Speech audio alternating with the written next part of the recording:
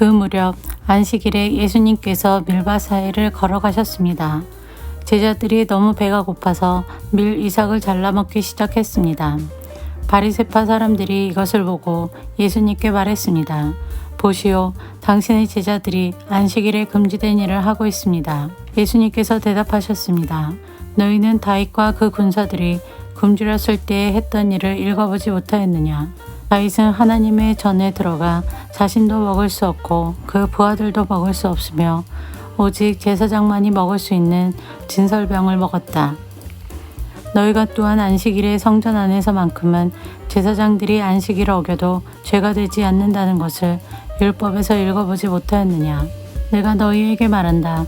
성전보다 더 큰 이가 여기 있다. 나는 희생 제물보다 자비를 원한다라고 하신 말씀이 무슨 뜻인지 너희가 알았더라면 죄 없는 사람들을 죄인으로 단정하지 않았을 것이다. 인자는 안식일의 주인이다. 손이 오그라진 사람을 고치심. 예수님께서 그곳을 떠나 유대인의 회당으로 들어가셨습니다. 회당 안에 손이 오그라진 사람이 있었습니다. 사람들이 예수님을 고발하려고 안식일에 병을 고치는 것이 옳습니까? 하고 예수님께 여쭈었습니다. 예수님께서 그들에게 대답하셨습니다.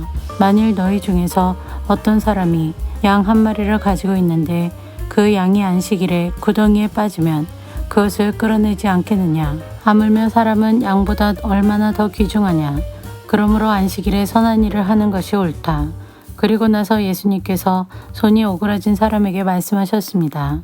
손을 펴 보아라. 그 사람이 손을 펴자 그 손이 다른 손처럼 회복되었습니다. 바리새파 사람들은 가서 예수님을 어떻게 없앨지 모의를 하였습니다. 예수님께서 이것을 아시고 그곳을 떠나셨습니다. 많은 사람들이 예수님을 따라왔고 예수님께서는 병든 사람들을 모두 고쳐주셨습니다. 그러나 예수님께서는 자신에 대해 이야기하지 말라고 이르셨습니다. 이것은 예언자 이사야의 말을 이루려는 것입니다.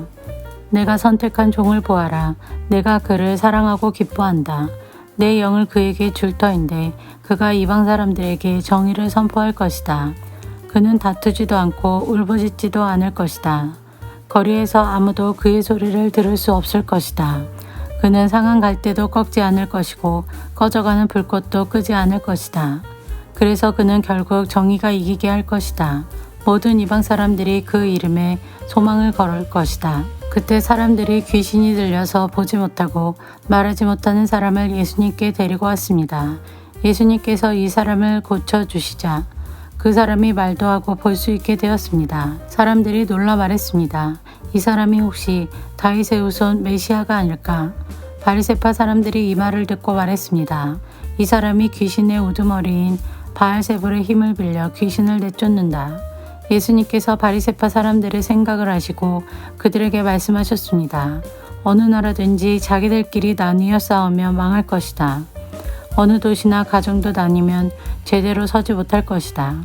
마찬가지로 사탄이 사탄을 내쫓는다면 사탄이 자신을 대적한다는 말인데 그렇다면 어떻게 사탄의 나라가 설 수 있겠느냐? 내가 바알세불의 힘을 빌어 귀신을 내쫓는다고 하는데 그렇다면 너희 아들들은 누구의 힘을 빌어 귀신을 내쫓느냐? 그러므로 그들이 너희의 재판관이 될 것이다. 내가 만일 하나님의 영으로 귀신을 내쫓는다면 하나님의 나라가 이미 너희에게 온 것이다. 또한 누구든지 힘센 사람을 먼저 묶어놓지 않으면 어떻게 힘센 사람의 집에 들어가 물건을 빼앗을 수 있겠느냐? 묶어놓은 뒤에야 그 집을 약탈할 것이다. 누구든지 나와 함께하지 않으면 나를 반대하는 것이다. 나와 함께 모으지 않는 사람은 흩뜨리는 것이다. 그러므로 내가 너희에게 말한다. 어떠한 죄나 신성 모독의 말은 다 용서를 받겠지만 성령을 모독하는 죄는 용서받을 수 없다. 인자를 거역하는 말을 하는 사람은 용서받을 수 있다. 그러나 성령을 거역하는 말을 하면 이 세상에서도 오는 세상에서도 용서받지 못할 것이다. 열매로 나무를 안다. 나무도 좋고 열매도 좋다고 하든지 나무도 나쁘고 열매도 나쁘다고 해야 한다. 나무는 그 열매를 보고 알 수 있다. 독사의 자식들아, 너희가 악하면서 어떻게 선한 것을 말할 수 있겠느냐? 입은 그 마음속에 가득 찬 것을 말하는 것이다. 선한 사람은 선한 것을 쌓았다가 선한 것을 내고 악한 사람은 악한 것을 쌓았다가 악한 것을 낸다. 내가 너희에게 말한다. 사람이 무심코 내뱉은 사소한 말이라도 심판의 날에는 책임을 져야 한다. 내 말에 근거하여 내가 의롭다고 판정을 받을 수도 있고 죄가 있다고 판정을 받을 수도 있다. 그때 몇몇 율법학자들과 바리새파 사람들이 예수님께 말했습니다. 선생님, 우리에게 증거를 보여주십시오.